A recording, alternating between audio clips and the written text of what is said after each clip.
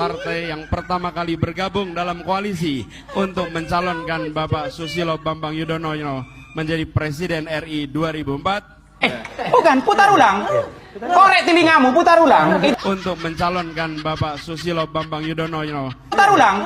Susilo Bambang Yudhoyono. Susilo Bambang Yudhoyono. Hati-hati juga berbicara. Donoyono.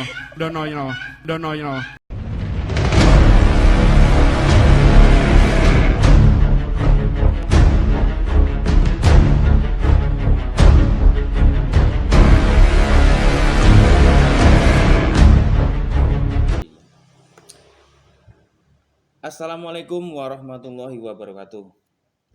Jumpa lagi dengan saya di channel Bakulan Politik.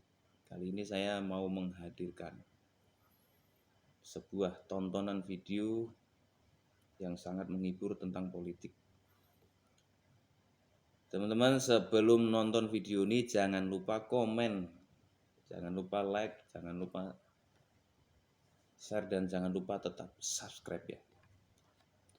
Oke teman-teman, mari kita saksikan videonya. Gagasan. Urutannya harus jelas. Bukan hanya karya, tapi karya berbasis narasi, narasi berbasis gagasan. Dan gagasannya di sini adalah tadi yang saya sampaikan. Kesemakmuran, kesetaraan, keadilan, dan begitu ada pembagian sumber daya, maka pembagian sumber daya ini adalah memasukkan unsur-unsur gagasan itu. Apakah masih ingat? Di tahun itu, tahun 2004, PKS adalah partai yang pertama kali bergabung dalam koalisi untuk mencalonkan Bapak Susilo Bambang Yudhoyono menjadi Presiden RI 2004. Bukan, putar ulang.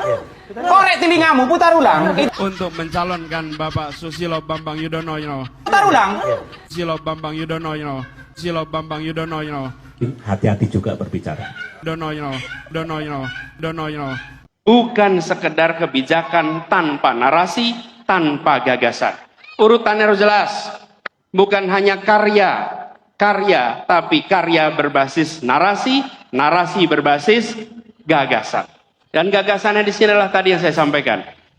Kesemakmuran, kesetaraan, keadilan, dan begitu ada pembagian sumber daya, maka pembagian sumber daya ini adalah memasukkan unsur-unsur gagasan itu. Anies ini keliling-keliling Indonesia mau ngapain sih? Bingung saya ngelihat.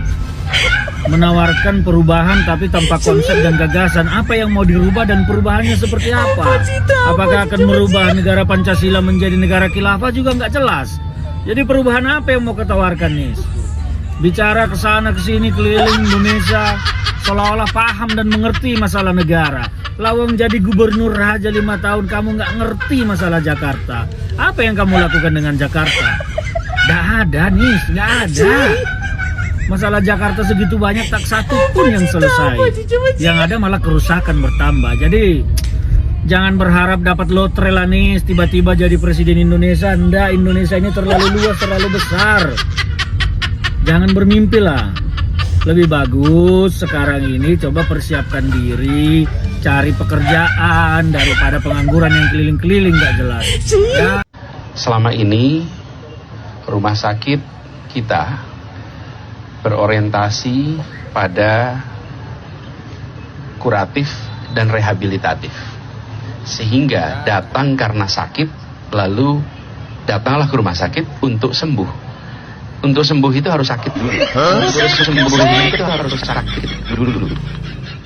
Sehingga tempat ini menjadi tempat orang sakit. Jadi datang ke rumah sehat untuk menjadi sehat dan lebih sehat. Untuk sembuh itu harus sakit dulu.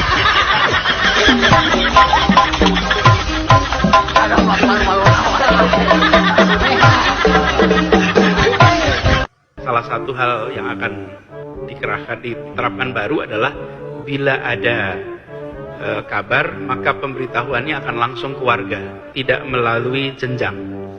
Jadi kelurahan bukan ke RW, RT, tapi langsung ke masyarakat, berkeliling dengan membawa toa untuk memberitahu semuanya, termasuk sirine. Persis. Kalau banjir kira-kira antara peringatan dan kejadian berapa menit?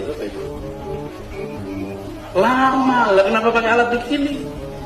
Ini dipakai karena tsunami. Kenapa? Begitu ada tanda gempa, harus ada warning tsunami, maka pemberitahuannya harus cepat. Loh, kalau Katulampa sampai Jakarta berapa jam? Oke, bisa beritahu pakai apa? Ya segala macam bisa. Perlu pengadaan. Nah perlu, semua masjid bisa dipakai, semua WA sudah dipakai. Pemirsa, pembahasan dan penyusunan anggaran pemerintah Provinsi DKI Jakarta dinilai tertutup. Akibatnya ditemukan banyak kejanggalan dalam rencana kebijakan umum anggaran sementara DKI Jakarta tahun 2020. Ya, harga lem 82 miliar rupiah. Kemudian ada ballpoint senilai 124 miliar rupiah. Dan untuk septic tank kemudian ada 166 miliar rupiah. Itulah sejumlah anggaran fantastis yang tercantum dalam anggaran RAPBD DKI Jakarta tahun 2020. Ya, sistem karena mengandalkan manusia. Kalau mengandalkan manusia, apakah sistem itu baru tahun ini? Tidak. Berarti mengandalkan manusia selama ini, bukan? Selama bertahun-tahun mengandalkan manusia. Bedanya mau dipanggungin semua enggak gitu. Betul nggak tuh? Kan? Ya, Pak Anies menyalahkan sistem anggaran DKI Jakarta yang sudah digital tapi tidak smart. Nah, seharusnya kalau sudah smart, sistem bisa melakukan pengecekan verifikasi anggaran secara otomatis, bukan menyisir satu persatu lagi secara manual. Nah, begitu kata Pak Anies Baswedan sebagai pembelaannya. Tapi kok bisa begitu ya? Padahal sistem ini dulunya mendapatkan penghargaan loh sebagai salah satu inovasi perencanaan terbaik di Indonesia pada tahun 2017 lalu oleh Bappenas. Bappenas maksud kami. Dan kok sekarang bisa berbeda ya? Tidak tahu. Kembalikan Wahyu. Kini setelah publik ramai-ramai mengkritisi rencana anggaran DKI Jakarta, website resmi pemerintah DKI Jakarta yang salah satunya memuat rencana anggaran tahun 2020 tidak bisa diakses. Kelebihan Anies, jago bicara. Kekurangan Anies, tidak bisa buktikan bicaranya.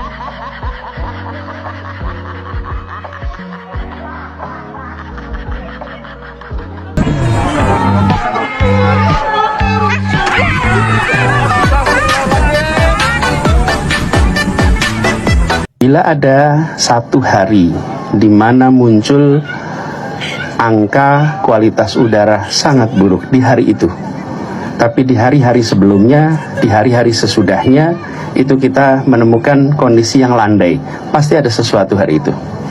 Bila kondisinya itu terburuk selama 2 bulan setiap hari, berarti ada yang salah di kota kita ini. Tapi bila ada satu hari di situ buruk sekali, kemudian hari-hari berikutnya itu kembali seperti normalnya Jakarta, pasti ada sebuah peristiwa yang terjadi di hari itu. Nah, yang perlu kita lihat adalah bahwa kualitas udara itu tidak ada pembatasan KTP administrasinya. Tidak ada. Nah, yang perlu kita lihat adalah bahwa kualitas udara itu tidak ada pembatasan KTP administrasinya.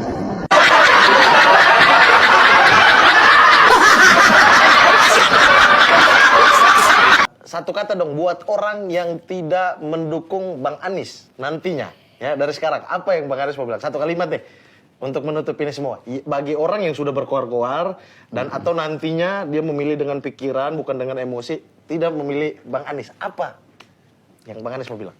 Lihat rekam jejak. Ini rekam jejaknya. Angka putus sekolah bertambah padahal udah ada KJP+.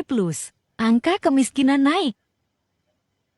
Jangan pernah meremehkan gagasan. Nah, memang gagasan bentuknya kata-kata. Kita sering menganggap kata-kata tidak penting. Loh, kalau kata-kata tidak penting, tidak ada kitab suci. Pidato ini juga isinya kata-kata. Semua pesan-pesan isinya kata-kata. Tapi di balik kata-kata ada pesan, ada gagasan. Munculkan narasinya, baru karya. Kami di Jakarta pegang gitu. Gagasan, narasi, karya. Jangan sampai karya, tapi tidak ada gagasannya. Harus ada satu. Bacotnya gede, tapi kenyataannya dia tidak punya gagasan dan narasi apalagi sampai pada karya. Apakah ini karyanya yang banyak kelebihan bayar?